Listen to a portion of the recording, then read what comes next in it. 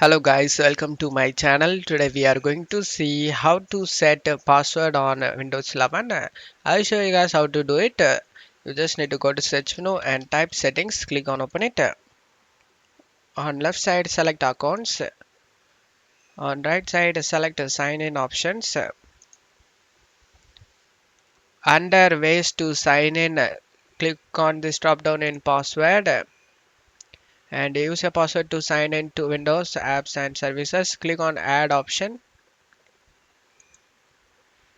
Now you just need to type your password.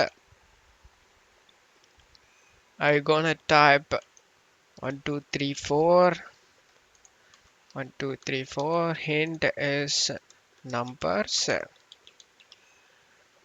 And now after typing the passwords and password hint, you just need to select next option, select the finish option.